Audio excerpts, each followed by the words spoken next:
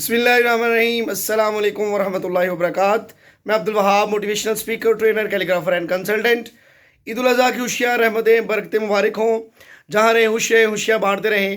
بالخصوص میرے تمام دوست احباب اور وہ طلبہ و طالبات جنہوں نے میرے چینل کو سبسکرائب کیا ہوا ہے، ان کے لیے ڈھیر ساری دعائیں، ان کے خاندان کے لیے اللہ تعالیٰ رحمتیں، برکتیں، آسانیاں عطا فرمائے۔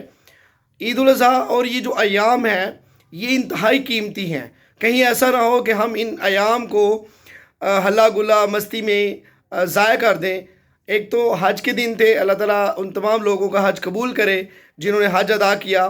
اللہ تعالیٰ ہماری عبادتوں میں اخلاص لے کر آئے۔ اللہ تعالیٰ ہماری نمازوں کو قبول کرے، اور اس کے بعد قربانی جو لوگ کر رہے ہیں، اللہ تعالیٰ ان کی قربانی کی برکتیں ان کے پورے خاندان میں نچھاور فرمائے، ان کی قربانیاں قبول کرے۔ اور اللہ تعالیٰ کے ہاں نہ تو خون پہنچتا ہے نہ گوشت پہنچتا ہے، اللہ کو پہنچتا ہے صرف تقوی، اخلاص۔ آپ کی نیت اچھی ہونی چاہیے۔ تو اللہ تعالیٰ آپ کی تمام تر عبادتوں کو قبول فرمائے۔ اپنے دوست احباب اور جتنے بھی آپ کے قرب و جوار میں ایسے لوگ ہیں جو نادار ہیں، ان کا خصوصاً خیال رکھیں۔ اور خاص طور پر ایک بات بڑی اہم ہے، قربانی کی جانور کا ہر عضو، ہر چیز اس کی جو ہے نا، اس کو بڑے احتیاط اور بڑے اچھے طریقے سے اس کو استعمال میں لائیں۔ خاص طور پر وہ جو کھال ہے، اس کھال کو بھی ایسی جگہ پر دیں جہاں پر واقعی حقدار ہے۔ بعض لوگ یہ قصاب لے جاتے ہیں، اور یا وہ خاص طور پر مدارس کا حق ہوتا ہے کہ مدارس کو دی جائیں جہاں پہ قرآن پڑھا جاتا ہے اور دین کی تعلیم ہوتی ہے، یا پھر جو ٹرسٹ ہاسپٹلز ہوتے ہیں ان ہاسپٹلز کو وہ کھالے ضرور دیں۔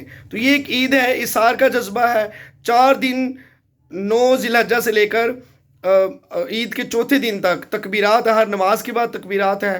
کثرت سے تکبیرات کریں، اللہ کی بڑائی بیان کریں، یہی اس کا مقصد ہے۔ اور آپس میں پیار، محبت، اخلاص۔ اللہ تمام دوستوں اور دیکھنے والوں کو شاد باد رکھے، خوشیاں اور رحمت برکت دے۔ اللہ اکبر، اللہ اکبر، لا الہ الا اللہ واللہ اکبر، اللہ اکبر، اللہ اکبر وللہ الحمد۔ اللہ تعالیٰ ہم سب کا حامی و ناصر۔ پاکستان زندہ باد۔